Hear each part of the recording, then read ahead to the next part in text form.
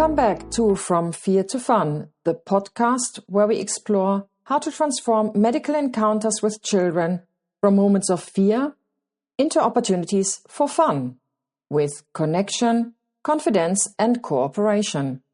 I'm so glad that you are here.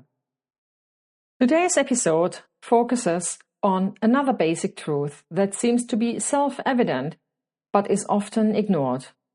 Communication is everything. Not a side task, not an optional skill, not something nice to have. It is one of the most fundamental responsibilities of every doctor. Doctors communicate constantly, whether we realize it or not.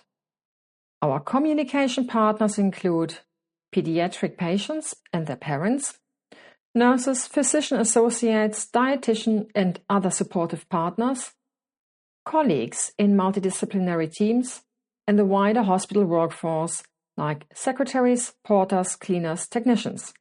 There are no exceptions.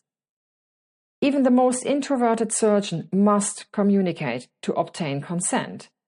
Even radiologists and pathologists must communicate results, concerns, and recommendations. Even laboratory-based doctors must communicate with someone.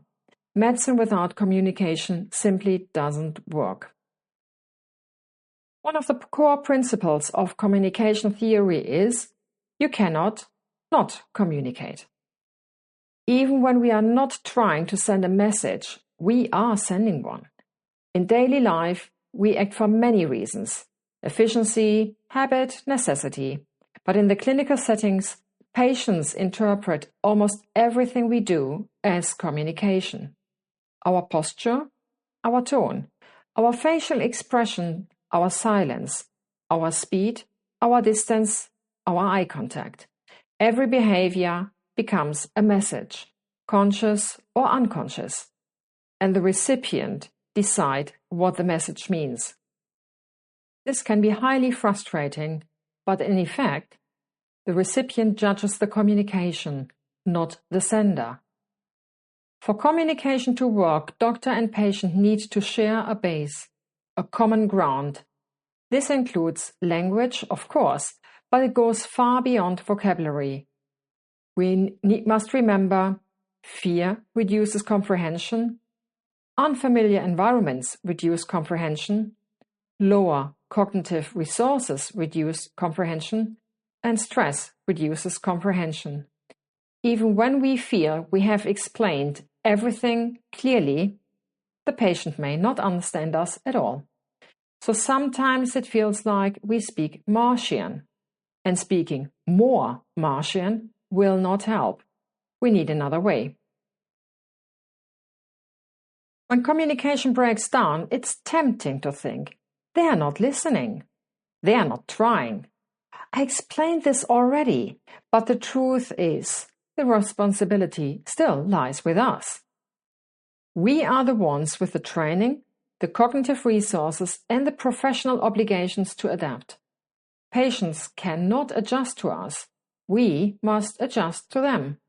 This is not condescension, it's compassion, it's professionalism, and it is the foundation of trust.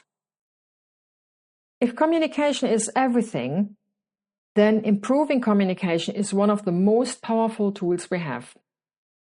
That means simplifying language, slowing down, checking understanding, using metaphors and visuals, reducing fear before giving information, creating safety before asking for cooperation, and remembering that every behavior communicates something. When we adjust our communication to the child and parents' needs, everything becomes easier.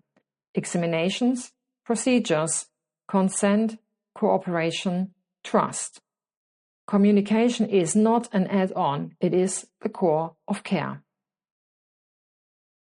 In a nutshell, communication is one of the most fundamental tasks of doctors. We communicate with everyone, patients, parents, colleagues, and the entire hospital ecosystem. You cannot not communicate. Every behavior sends a message. Fear, stress, and cognitive differences makes comprehension difficult. Speaking more Martian won't help. We must adjust our communication to their need. We often forget this basic truth, but when we remember it, everything changes. Thanks for joining me on this episode From Fear to Fun. In our next episode, we'll take a closer look at our need to invest in good communications. Until then, keep noticing, keep wondering, and keep moving from fear to fun.